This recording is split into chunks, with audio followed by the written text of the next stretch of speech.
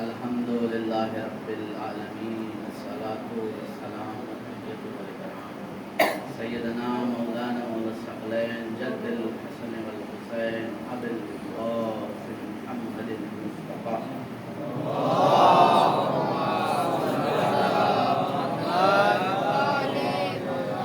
وعلى اہل بیتہ الطیبین الطاہرین المعصومین المرحومین اما بعد فقد قال رسول اللہ صلی اللہ علیہ وآلہ وسلم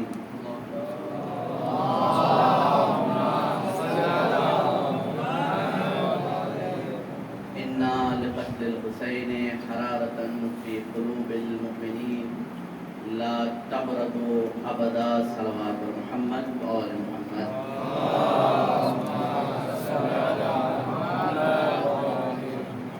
عزیزان محترم، معزز سامعین کرام، آج کی یہ مجلس ہمارے اور آپ کے 11ویں سرکار 11ویں امام امام حسن عسکری علیہ الصلوۃ والسلام کی دلسوز شہادت کے موقع پر رکھی گئی ہے، اور اس مجلس کے ذریعے ہم اور آپ اپنے وقت کے امام زمانہ عجل اللہ تعالی فرجہ الشریف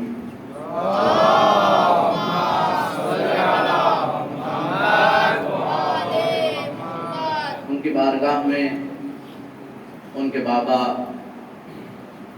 کی اس شہادت کا پرسہ پیش کر سکیں، اور یہ شب جو آج کی شب ایام عزا کی آخری شب ہے، اور جو کل کی شب آئے گی عید زہرا کی شب ہوگی، اور وہ منسوب ہوگی عید زہرا سے. آج کی شب ایام عزا کی آخری شب ہے. کوشش کریے گا کہ اس شب ہم اور آپ مل کر امام زمانہ کو ان کے بابا کا پرسہ دیں گریہ اور زاری کے ذریعے. امام حسن عسکری علیہ السلام کی زندگی 28 سال عمر ہے. امام حسن عسکری علیہ السلام کی 28 سال عمر، اور اس 28 سال عمر میں 6 سال امام نے امامت کی ہے. منصب امامت پر فائز ہوئے بابا کے جانے کے بعد. یہ تو ظاہر ہے بات کہ امام پیدا ہی امام ہوتا ہے، نبی پیدا ہی نبی ہوتا ہے. وہ الگ بات ہے کہ اگر امام حسین علیہ السلام موجود ہیں تو ان کی امامت کے ہوتے ہوئے امام سجاد امام بظاہر نہیں ہیں، ان کے جانے کے بعد منصب امامت پر فائز ہوں گے. اسی طریقے سے امام حسن عسکری علیہ السلام کے والد امام علی نبی علیہ السلام صلوات پر محمد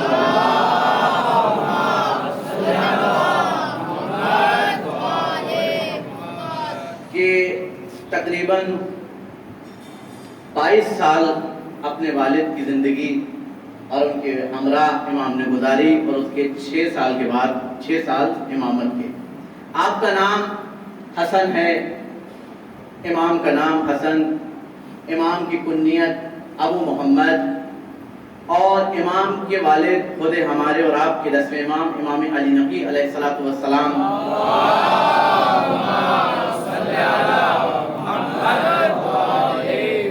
اور آپ کی والدہ جناب حدیثہ خاتون، اور سوسن بھی ملتا ہے، نام اختلاف ہے. جو مشہور ہے اور زیادہ تر روایت میں ہے وہ حدیثہ خاتون ہے. اور آپ کی والدہ کے بارے میں علامہ مجلسی لکھتے ہیں کہ نہایت سنجیدہ، با تقوی، زہد سے بھری ہوئی تھیں، اور اپنے دور کی شہزادی تھیں. آپ کی والدہ کے بارے میں ملتا ہے. آپ کے بیٹے امام حجت حضرت امام زمانہ عجل اللہ تعالی فرجہ الشریف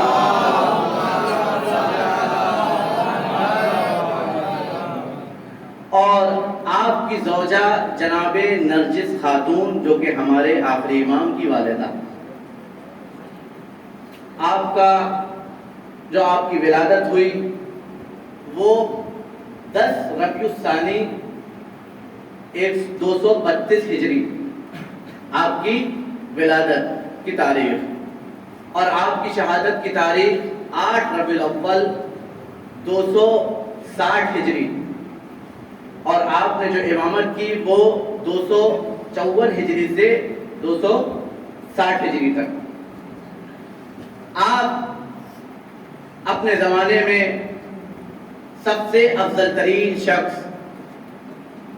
علم میں افضل، تقوی، پرہیزگاری، علم، عبادت، زہد۔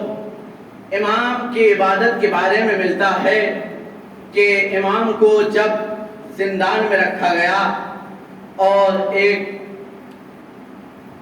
نگہ جو ان کی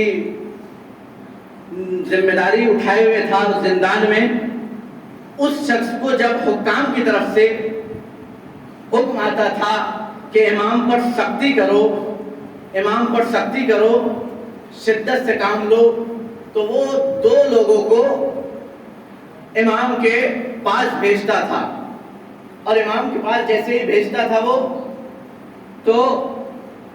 2 افراد جو سختی کرنے آئے تھے، ان 2 افراد کا کہنا ہے اس داروغہ زندان سے کہ ہم جب ان کے پاس پہنچے تو ہم نے امام کو عبادت میں پایا، مصروف عبادت پایا، اور امام کو دن بھر روزے کی حالت میں پایا۔ عبادت کو دیکھ کر وہ دونوں عاشق امام ہو گئے۔ آئے تھے سختی کرنے، آئے تھے ظلم کرنے، لیکن امام نے ایسی تربیت کی اور ایسا اخلاق دکھایا ان دونوں کے سامنے کہ وہ عاشق امام ہو گئے، اور جب گئے تو امام کا کلمہ پڑھتے ہوئے گئے۔ امام نے ان سے توحید کو لیا اور کلمہ پڑھوایا۔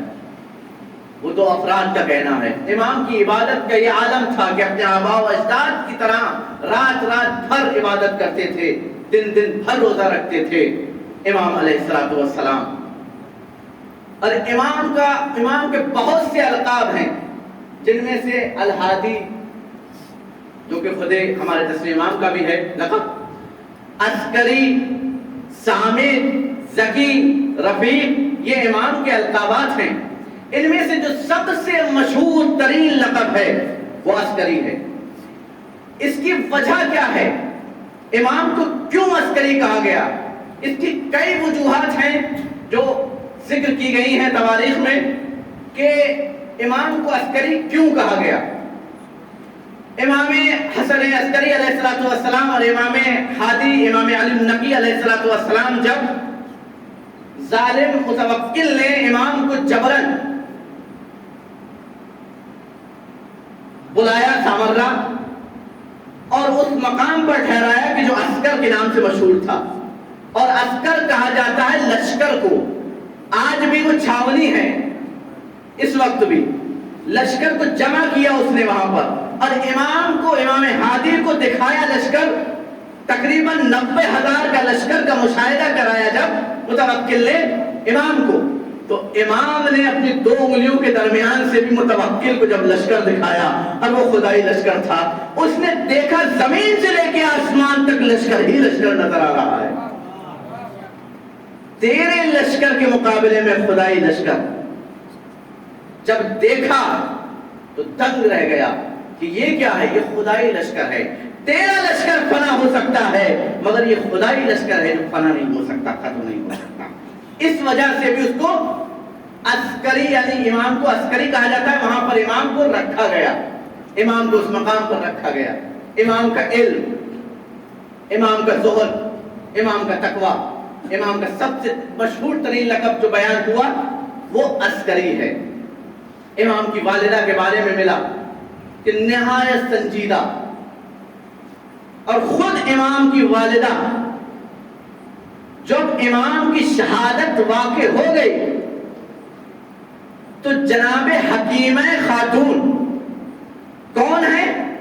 بہت عظیم ترین بی بی ہیں، بہت باعظمت بی بی ہیں۔ جس طریقے سے جناب زینب امام حسین اور امام سجاد کے لیے ہیں، اسی طریقے سے حکیمہ خاتون امام ہادی اور امام حسن عسکری کے لیے ہیں۔ امام محمد تقی علیہ السلام کی بیٹی ہے، دختر ہے، اور ہمارے اور آپ کے 10ویں امام علی النقی کی بہن ہے، اور ہمارے 11ویں امام حسن عسکری علیہ السلام کی پھوپھی ہیں۔ یہ وہی خاتون ہے کہ جب امام عصر کی ولادت کا وقت قریب تھا، عظمت سمجھیے گا اس بی بی کی، کہ جب امام وقت کی ولادت کا وقت قریب تھا تو امام حسن عسکری نے کہا تھا پھوپھی جان آج کی شب آپ ہمارے گھر پر ہی قیام کریں، آج کی شب آپ ہمارے گھر میں رہیں، کیونکہ نرجس خاتون کیا ایک بچہ آنے والا ہے۔ جناب حکیم خاتون نے پوچھا کہ آثار ولادت نظر نہیں آ رہے ہیں، آثار ولادت نظر نہیں آ رہے ہیں۔ امام سے سوال کیا کہ پھوپھی جان یہ ایک ایسا امر ہے جو متحقق ہو کر رہے گا، یعنی حجت خدا کی ولادت ہو کر رہے گی۔ یہ بیوی ہے کہ جس نے سب سے پہلے حجت خدا کا بوسہ لیا۔ کیا عظمت ہے جناب حکیمہ کی، کیا عظمت ہے کہ سب سے پہلے بوسہ لیا حجت خدا کا۔ اور یہی فرماتی ہیں جناب حدیثہ خاتون امام حسن عسکری علیہ السلام کی والدہ کے بارے میں کہ امام کی شہادت کے بعد جب ایک راوی آیا اور آنے کے بعد سوال کیا، ایک سوالی آیا اور پوچھتا ہے کہ اب ہم اپنے مسائل کس سے بیان کریں، اب ہم کیسے پوچھیں جو ہمیں درپیش ہو رہا ہے مسئلہ، ہم کیسے دریافت کریں اور کس سے دریافت کریں۔ جیسے ہی کہا تو کیا کہا جناب حکیم خاتون نے؟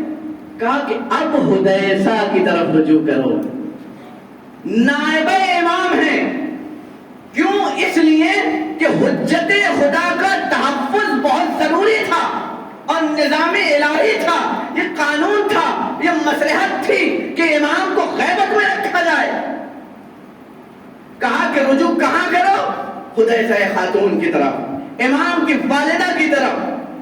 اور کیسے کربلا سے کیسے ملایا کہ جس طریقے سے امام حسین علیہ السلام نے اپنی بہن زینب کو اپنی نائبہ بنایا تھا، اسی طریقے سے ابتدا کرتے ہوئے امام حسن عسکری نے اپنی والدہ کو نائبہ بنایا ہے۔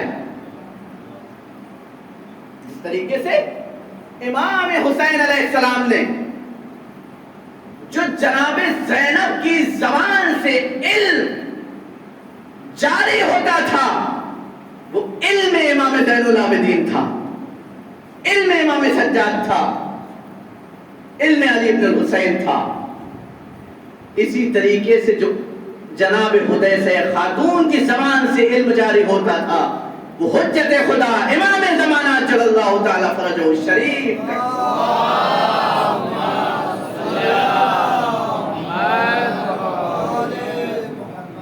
حجت خدا کا علم آتے تھے لوگ۔ یہ اقتدا کی ہے امام حسین علیہ السلام کی، امام حسن عسکری علیہ السلام۔ تاریخ میں 2 حسن ہیں، ایک امام حسن مجتبی، ایک امام حسن عسکری علیہ السلام۔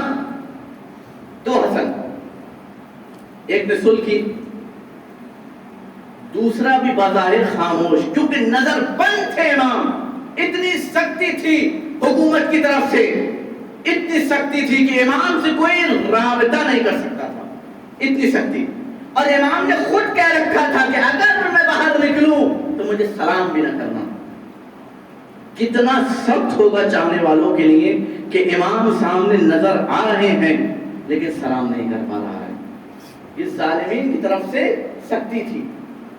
تو امام حسن مجتبی نے صلح کی۔ کہتے کہ آپ نے سنا تھا 28 رجب کی جو مجلس تھی 28 صفر کی، اس میں کہ کہا جاتا ہے کہ امام حسین علیہ السلام نے جنگ کی اور امام حسن نے صلح کی۔ مقصد دونوں کا ایک تھا، وہ تحفظ دین تھا، شریعت تھی کہ جس کا تحفظ ہو سکے، جس کو بچایا جا سکے تا قیامت تک محفوظ کیا جا سکے، وہ شریعت تھی۔ امام حسن مجتبی نے صلح کی اور اس صلح کے بعد ایک ایسا انقلاب آیا کہ جسے کربلا کے نام سے یاد کیا جاتا ہے۔ صلح امام حسن کے بعد ایک انقلاب آیا کربلا کے نام سے، امام حسین نے جنگ کی اور ایک ایسا انقلاب آیا کہ قیامت تک کے لیے دین محفوظ ہو گیا. اور ایک امام حسن عسکری علیہ السلام کے بعد انقلاب آئے گا کہ جس طریقے سے یہ دنیا ظلم و جور سے بھری ہوئی ہے اسی طریقے سے عدل و انصاف سے بھر جائے گی. جب حجت خدا کا ظہور ہوگا. ایک صلوات پڑھے محمد و آل محمد. صلی علی محمد والی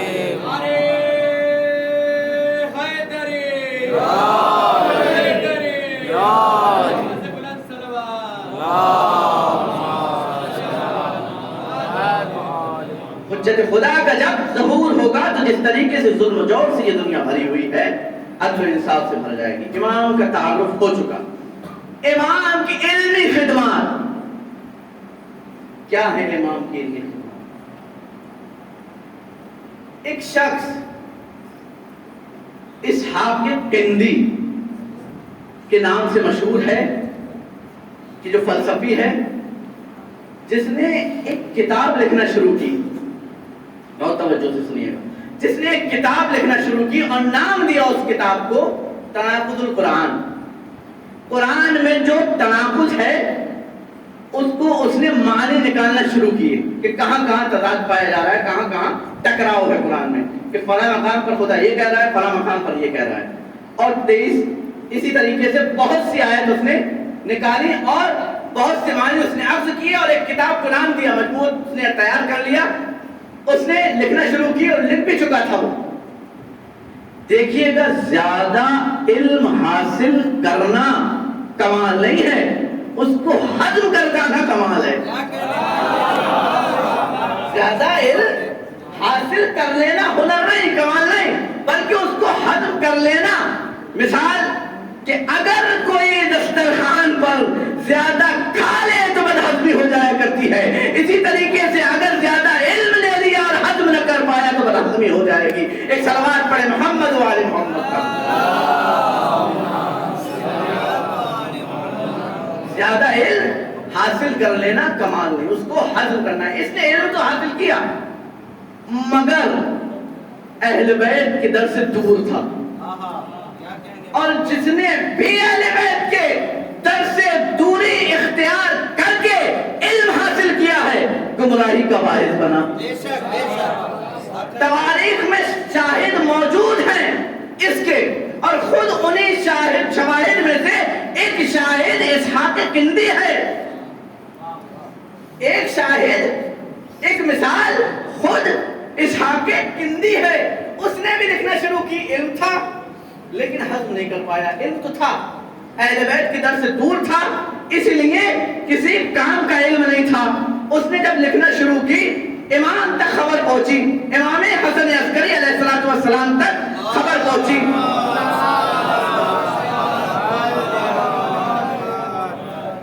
جب امام تک خبر پہنچی تو امام نے, اور واقعی یہ حقیقت ہے کہ جب جب قرآن صامت پر وقت پڑا ہے تو قرآن ناطق ہی اٹھا ہے اس کو بچانے.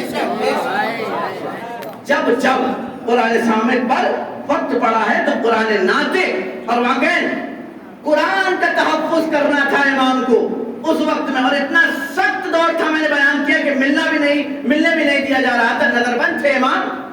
اس قدر سختی کے باوجود امام نے اس کے شاگرد کو طلب کیا. اب دین کو بھی بچانا ہے, قرآن کو بھی بچانا ہے, اور پروردگار عالم کی صداقت کو بھی بچانا ہے. یعنی قرآن سچ ہے, جو اللہ نے کہا ہے اس میں حق ہے, سچ ہے, اس کو بھی بچانا ہے. امام نے شاگرد کو طلب کیا. شاگرد آیا, امام نے کہا کہ تم اپنے احمق استاد کو کیوں نہیں سمجھا رہے ہو؟ مولا کیا ہوا؟ کہا اس نے کتاب لکھنا شروع کی ہے. کہا جی مولا. کہا اس نے کتاب لکھنا جو شروع کی ہے کیا وہ تمام معنی جانتا ہے جو اس نے الفاظ نکالے ہیں کہ اس میں تضاد پایا جا رہا ہے, ایک مضمون دوسرے مضمون سے ٹکرا رہا ہے, ایک معنی دوسرے معنی سے ٹکرا رہا ہے؟ امام نے کہا کہ وہ جانتا ہے, یہ خود اس کے ذہن کی ایجاد ہے یا اللہ نے اسے معنی بتائے ہیں؟ اس سے یہ سوال, اس سے یہ پوچھو. یہ جا کر اس سے پوچھو. اور کبھی بھی کسی کے کلام میں تضاد ٹکراؤ اس وقت تک معلوم نہیں کر سکتے ہم کہ جب تک مراد متکلم نہ معلوم ہو کہ وہ کیا کہہ رہا ہے. اس میں بولنے والا جب تک نہ بتائے کہ میری مراد یہ ہے، آپ ٹکراؤ نہیں نکال سکتے کہ یہ بات تمہاری اس بات سے ٹکرا رہی ہے، یہ مفہوم اس مفہوم سے ٹکرا رہا ہے، یہ معنی ان معانی سے ٹکرا رہے ہیں. یہ اس وقت تک نہیں بیان کر سکتے ہم کہ جب تک مراد متکلم نہ معلوم ہو. امام نے بھی اس سے یہی پوچھا، یہ تیرے ذہن کی ایجاد ہے یا تجھے اللہ نے آ کر بتائی معنی؟ جا کے پوچھو اپنے استاد سے. وہ کہتا ہے کہ مولا وہ تو عالم ہے، فاضل ہے، میں کیسے پوچھ سکتا ہوں؟ کہا کہ تم یہ اس سے سوالیہ طور پر طلب کرو، جب تم سے گفتگو ہو سوال و جواب کرو تو پوچھو.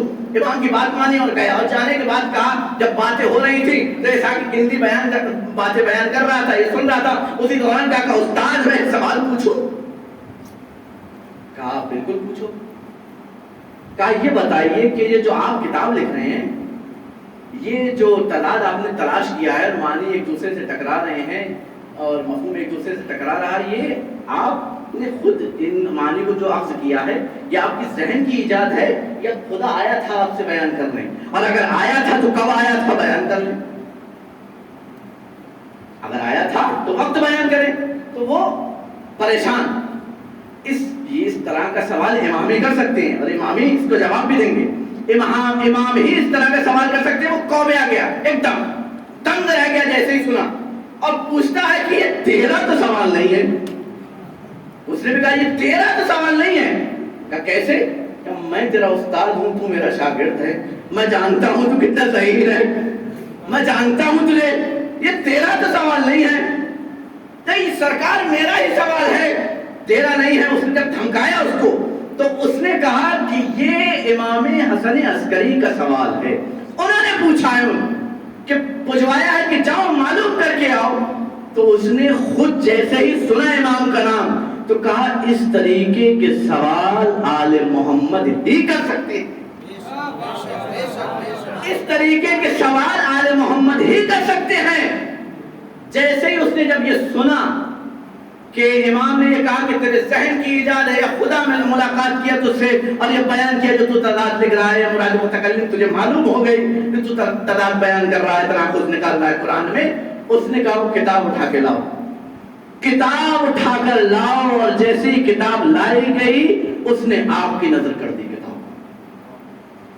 دیکھیے گا علم، میں نے پہلے بھی بیان کیا تھا کہ علم آل محمد سے دوری اختیار کر کے حاصل کیا جائے تو گمراہی کا باعث بنے گا. اس کی مثال اسحاق کندی تھا کہ جب امام کی طرف سے سوال ہوا تو وہ کتاب جو فساد پر مبنی تھی اس کو جلا دیا گیا. کیوں؟ کیونکہ امام تحفظ قرآن کے لیے کھڑے ہوئے تھے. ایک صلوات پڑھے محمد و آل محمد.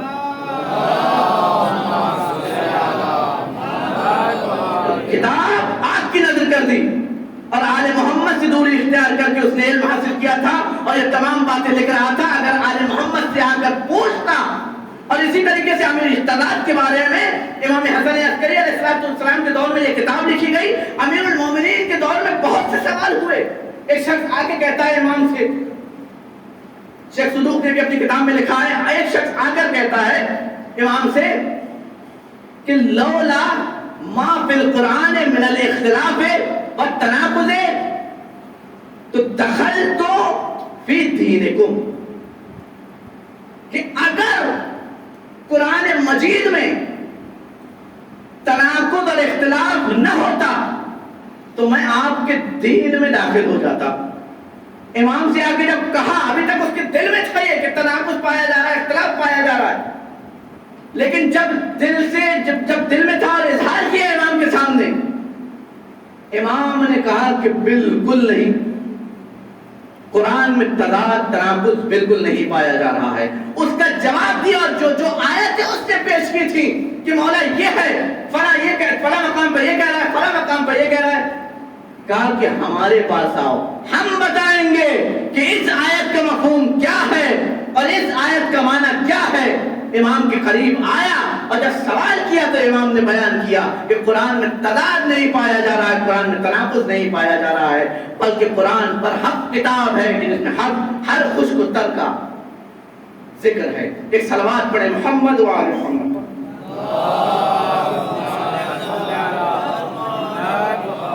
امام نے تناقض کے بارے میں جو کتاب لکھی اس کو زیر آگ کر دیا، نزل کر دیا، آگ کے جلا دیا اس کو۔ آل محمد سے دوری اختیار کر کے علم حاصل نہ کریں، یہ ہمیں بھی ہونا چاہیے۔ ہر وقت ہر لمحہ اہل بیت علیہ السلام سے تبسل کریں۔ علم حاصل کرنا بغیر اہل بیت کے علم حاصل کیا تو کیا، وہ گمراہی کا باعث بنے گا۔ اور اس کی مثال میں نے آپ کے سامنے پیش کی کہ اسحاق کندی بہت سی مثالیں ہیں اس کی، تواریخ میں دیکھیے گا۔ اہل بیت کے در سے تمسک حاصل کریں، ان سے رابطہ قائم کریں۔ اہل بیت کے بغیر علم نہیں ہے۔ شیطان کو بڑے بڑے عمامے لگا کے اگر کوئی آئے اور آنے کے بعد بہکائے تو اس کے عمامہ پہ نہ جانا، اس کے لباس پہ نہ جانا۔ کیوں؟ کیونکہ شیطان بھی آج سے پڑھ کے آیا تھا۔ آج اور یہ ایام جو اس وقت چل رہے ہیں وہ ایام محسنہ کے نام سے ہیں مشہور۔ جناب محسن کی شہادت بھی، ذکر ہو ان کا بھی، جناب محسن کی شہادت بھی انہی ایام میں ہوئی۔ 1 ربیع الاول کو شہادت جناب محسن ہے۔ اسی طریقے سے کہ جس طریقے سے ایام فاطمیہ منایا جاتا ہے، جناب محسن کی شہادت کے ایام کو بھی اس طریقے سے منایا جائے۔ آپ کا نام محسن ہے، آپ علی و فاطمہ کے 5ویں فرزند، اور علماء کہتے ہیں، بہت توجہ سے سنیے گا، علماء کہتے ہیں کہ جناب محسن کی شہادت سے سادات کا 1/3 یعنی 1/3 نسل کم ہو گئی۔ اللہ، 1/3 نسل سادات جناب محسن کے قتل ہونے سے کم ہوئی۔ اور اس ملعون ابن ملعون کا تو مقصد ہی یہی تھا کہ نسل سادات کو ختم کیا جائے، اس کا مقصد یہی تھا۔ جناب محسن کی شہادت، یہ وہ بچہ ہے کہ جس کا روز ولادت کوئی نہیں ہے، روز شہادت ہے۔ 1 ربیع الاول امام سے روایت ہے، امام صادق علیہ السلام ارشاد فرماتے ہیں،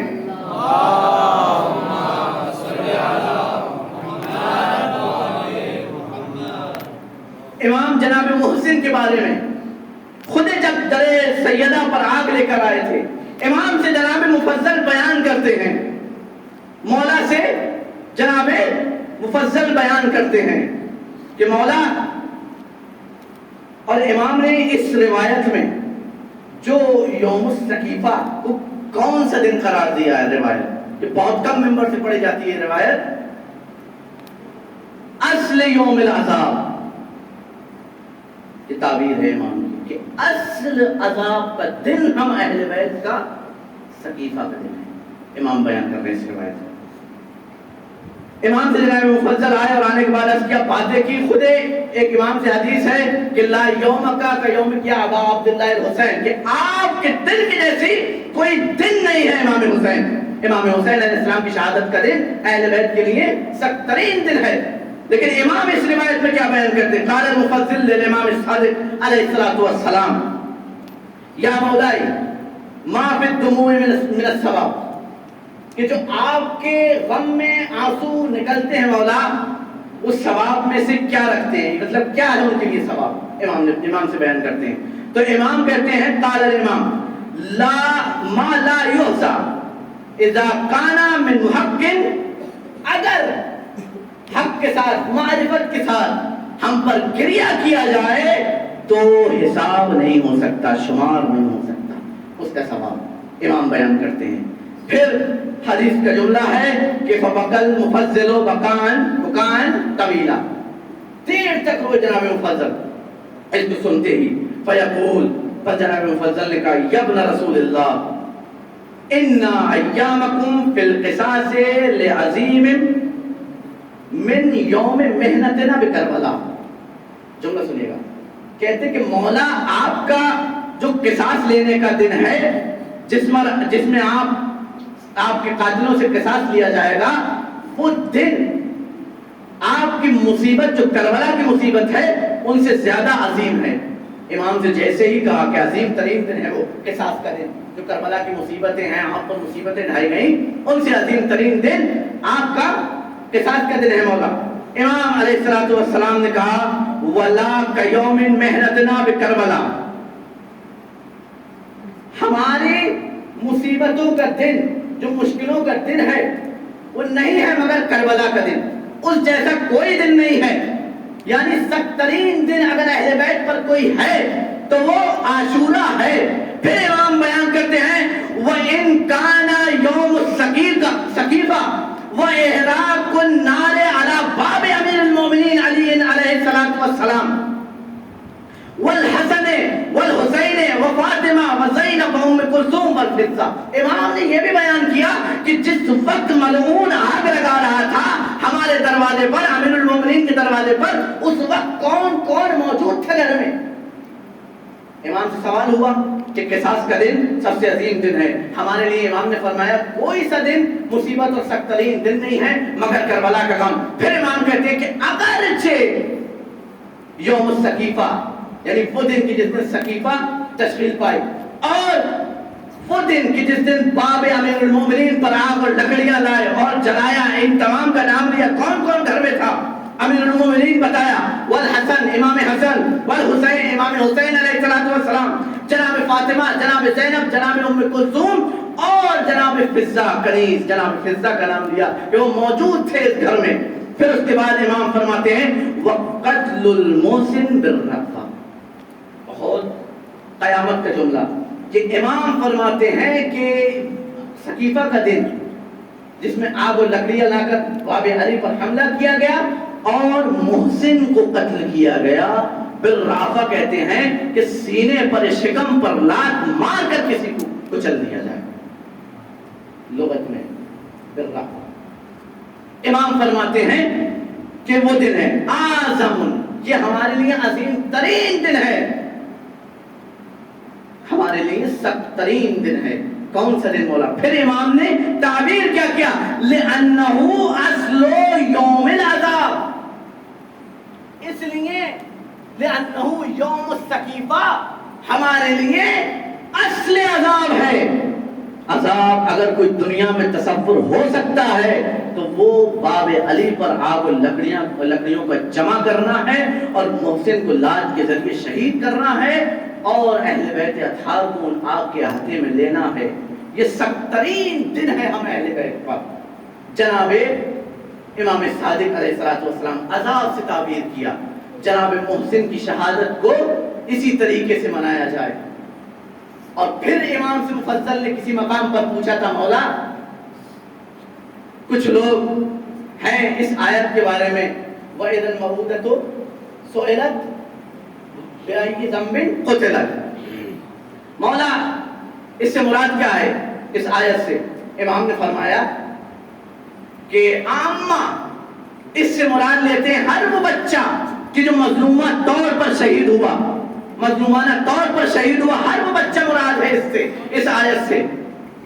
تو جناب مفضل کہتے ہیں کہ جی مولا یہ مراد یہی لیتے ہیں، لیکن امام کہتے ہیں کہ لعنت ہو ان پر کہ جو یہ مراد لیتے ہیں، بلکہ اس سے مراد بِأَيِّ ذَنبٍ قُتِلَتْ جناب محسن ہے کہ جو مظلومانہ طور پر شہید ہوئے، اور ہم اہل بیت سے ہیں۔ جناب محسن مراد ہیں، اور انہوں نے کیا یہ آیت نہیں پڑھی قُلْ لَا أَسْأَلُكُمْ عَلَيْهِ أَجْرًا إِلَّا الْمَوَدَّةَ فِي الْقُرْبَى، کہ پیغمبر کہہ دو کہ کوئی سوال نہیں ہے اجر کے بارے میں مگر یہ کہ مودت اہل بیت، مودت اہل بیت، ہم اہل بیت سے مودت۔ عزیزان برادران، جناب محسن کی شہادت سخت ترین دن، سقیفہ کا دن سخت ترین دن امام پر، جو امام تک تصور ہو سکتا ہے عذاب دنیا میں، وہ ہمارے لیے سخت ترین ہے۔ کون سا دن بتایا؟ کربلا، کتنا سخت ترین دن ہے عاشورہ کا، لیکن امام اور خود امام حسین کے بارے میں علماء بیان کرتے ہیں قتل الحسین بالمدینہ، قتل الحسین بالمدینہ، امام حسین علیہ السلام مدینہ میں قتل کر دیے گئے تھے، اور حقیقت ہے امام حسین مدینہ میں قتل کر گئے۔ بظاہر کربلا میں امام حسین کے گردن پر چھری چلی تھی، لیکن قتل امام حسین کربلا میں مدینہ میں ہو چکی تھی۔ عزیزوں، کوئی ہوگا اس طریقے سے کہ اگر کسی کی والدہ کو تماچے مارے جائیں اور ان کی اولاد سامنے ہو؟ اجرکم علی الزہرا، گریہ کیجیے جناب محسن پر۔ ایک خاتون اپنے مرد کے ساتھ، میں نے سنا ہے ایک عالم دین سے کہ وہ ایک خطیب سے سنا کہ وہ ایک عالم دین کے پاس خاتون آئی اور آنے کے بعد عرض کرتی ہے کہ میرے شوہر سے یہ کہتی ہے کہ کبھی یہ ناراض ہو جایا کریں اور مجھ پر ہاتھ اٹھایا کریں، تو ان سے اتنا کہتی ہے کہ یہ میرے بچوں کے سامنے مجھے میرے بچوں کے سامنے مجھے نہ مارے، مجھے حیا آتی ہے بعد میں بچوں سے نظر ملانے میں۔ اللہ اکبر، سیدہ کو زینب ام کلثوم کے سامنے تماچے مارے جا رہے ہیں، علی کے سامنے سیدہ پر ہاتھ اٹھایا جا رہا ہے۔ اجرکم علی الزہرا، عزیزو آج تو ہستیوں کے مسائل پڑھنے ہیں، ایک جناب محسن کے اور ایک ہمارے امام حسن عسکری علیہ السلام کے۔ عزیزو، ظالم آگ لے کر آئے جناب سیدہ کے در پر، جناب سیدہ کے در پر آگ لائے، آنے کے بعد کہتے سیدہ علی کو باہر نکالو ورنہ ہم آگ لگا دیں گے۔ فاطمہ کہتی ہے اس در کو جلاؤ گے کہ جس گھر میں فاطمہ کے بچے حسن و حسین رہتے ہیں، ظالم کہتا ہے، ملعون ثانی کہتا ہے کہ ہم اس گھر کو آگ لگا دیں گے کہ جس میں حسن و حسین ہے۔ عزیزو، جناب سیدہ دروازے کے پیچھے آئی، اس ظالم نے آگ کو لگایا، آگ جلتی نہیں، دروازہ کمزور ہوا، سیدہ نے اپنے ہاتھوں سے دروازے کو پکڑ لیا، لیکن ظالم کہتا ہے کہ جب دروازہ گرنے کی حد تک آیا تو میں نے دروازے میں لات ماری، اللہ اکبر، دیواروں تک سیدہ ہے، ایک مرتبہ سیدہ آواز دیتی ہے، اے اللہ میرا محسن مار دیا،